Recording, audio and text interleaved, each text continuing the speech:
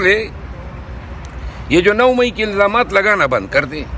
یہ 26 نومبر کی جو انہوں نے بے گناہوں پہ گولیاں چلائی ہیں, اس کا اعتراف جرم کر لیں, یا تو پھر دودھ کا دودھ پانی کا پانی ہونے دیں.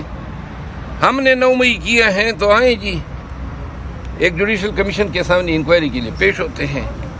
یعنی وہ بھی آپ الزام دریں اور کہیں کہ جس کی تحقیق بھی نہ ہو. سب کو پتہ ہے, اور سب یہ دیکھیں سورج کو جو ہے چراغ دکھانے کے مترادف ہے, اور یہ اس طرح سورج کی روشنی کو چھپا نہیں سکتے ہیں. 9 مئی جب بھی ٹی وی آن کرو گردان لگی ہوتی ہے, اور جب ہم کہتے ہیں آئیں جی ثابت کریں, نہ آپ نے کیمرے پیش کیے, نہ CCTV کیمرے پیش کیے, نہ آپ نے کوئی گواہ پیش کیا. پورے 9 مئی کے دن پورے پاکستان میں نہ کوئی سپاہی زخمی ہوا, نہ کوئی فوجی زخمی ہوا. اور اگر ہمارے 25 سے زیادہ کارکن مرے, 100 سے زیادہ زخمی ہوئے.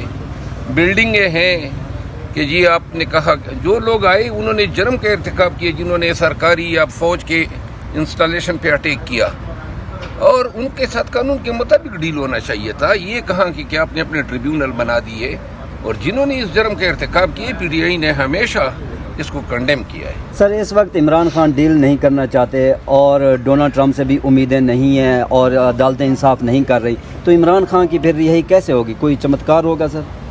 عوام کا چمتکار جلدی انشاءاللہ نمودار ہوگا. میں نے جانا ہے. کہنا کیا ہے, یہ تمام فاشسٹ اقدامات ہیں, اور یہ اغوا جو تعزیرات پاکستان کے دفعہ 365 کے تحت جرم ہیں, پھر اب سے بے جا میں رکھنا 341 342 تعزیرات پاکستان کے تحت جرم ہیں. پولیس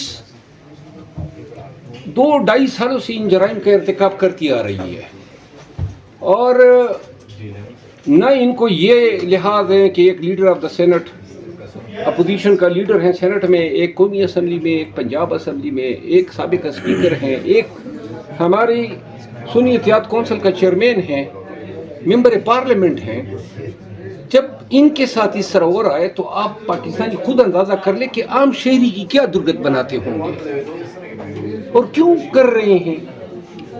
کیونکہ خان کا نظریہ ان کو قبول نہیں ہے, اور خان کے ساتھیوں کو جس طریقے سے 2.5 سال سے یہ توڑنے کی کوشش کر رہے ہیں, یہ اسی جبر ظلم کا تسلسل ہے.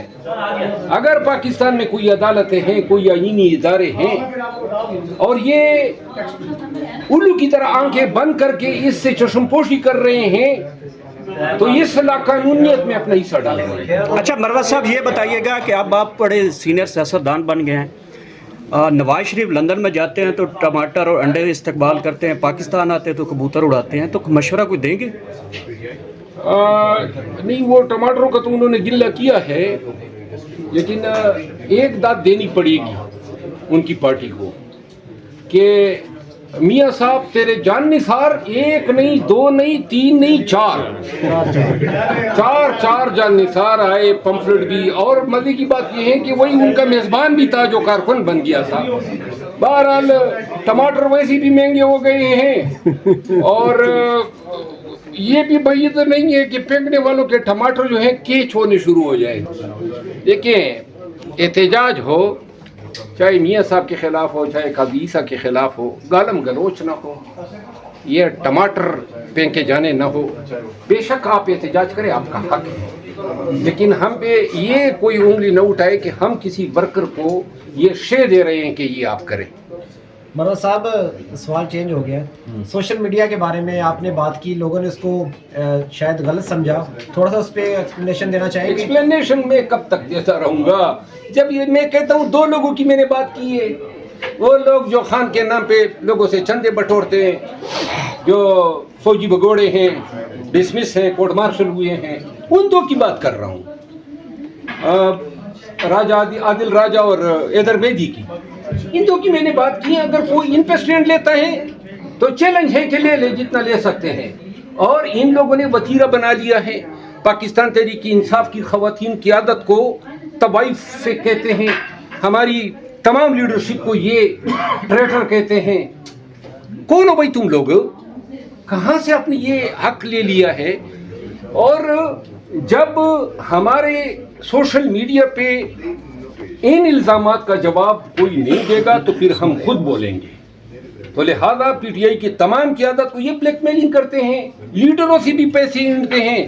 اگر آپ ہمیں خوش نہیں کرتے ہیں تو یہ آپ کا کوئی اسکینڈل نکال لیتے ہیں, کوئی جھوٹ کوئی بکواس کر لیتے ہیں.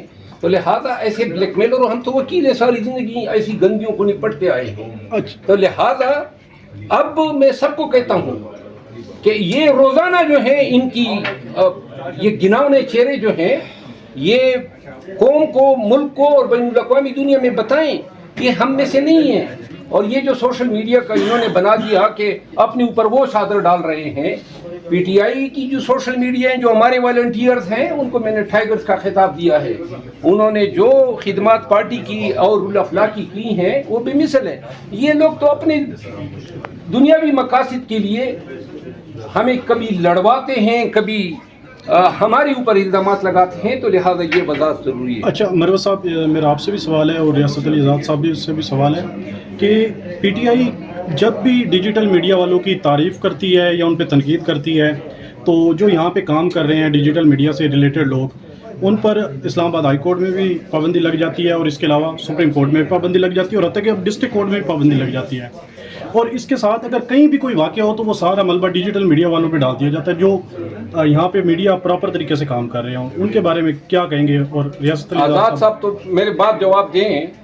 اگر ہائی کورٹ میں پابندی لگتی ہیں تو میرے بھائی کی کمزوری ہوگی, کیونکہ یہ صدر بار جو ہیں وہ ہمارے حقوق کا, میڈیا کے حقوق کا, بنیادی شہری کے حقوق کا ذمہ دار ہوگا.